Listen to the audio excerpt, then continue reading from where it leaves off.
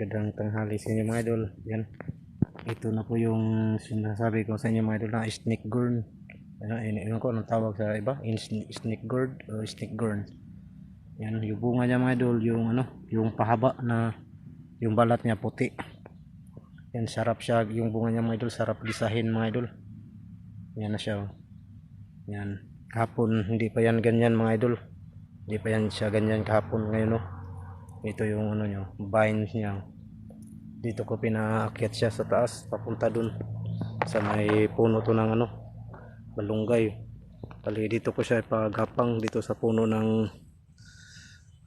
mulberry. Yan, mulberry po ito. Yan, dito ko po siya papagapangin. Yan ang kagandahan lang nito mga idol, bilis lang siya mamunga, bilis mamulaklak, tapos mamunga na. Yan ito po yung snake gourd. Kung nakita nyo yung gulay na mahaba, para rin siyang ahas, tapos yung balat niya kulay puti. Yan, sarap po ito sarap po itong gisahin yung bunga niya. Yan, i-update ko yung mga idol kung magkabunga na to. Papala rin na magkabunga, pero ito bunga sureball na to mga idol, kaya buhay na siya. Kahapon wala pa to mga idol. Itong tangkay niya wala pa yan, hanggang dito pa yan. Yan bilis niya tumubo mga idol. Yan, i-update ko lang kayo mga idol. Yan, kahit paano may mga gulay-gulay tayo sa harap ng bahay mga idol.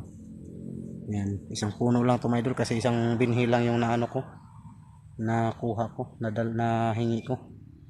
Yan, pero ito mga idol, bilis lang to mamunga mga idol. Mga ilang araw to, baka mga 5 araw o 6 na araw makabunga na to, kasi bilis lang to makamulaklak mga idol. Pagka makarating na yan sa taas, yan, mamulaklak na yan. Tapos yung bunga niya, para ma-straight yung bunga niya, talian nyo, tapos lagyan nyo ng bato para pabigat, para straight yung bunga niya. Pag hindi mo lagyan, bumaluktot yung bunga niya. Kung sino yung nakakaalam na tinatawag na ano ba yan, nalituhan ako sa pangalan, snake gourd.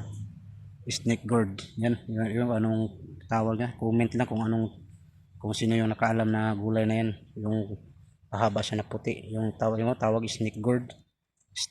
Yan, hindi ko maano ko sa pangalan niya, pero update ko lang kayo mga idol. Pag ma-update ko na lang kayo pag mamunga na to. Yan yan na po siya. Yan, hanggang dito na lang mga idol. Yan, see you next video mga idol. Bye bye, God bless. Yan, pinakita ko lang yung tanay ko na snake gourd. Yan, bye bye, God bless. Ingat po.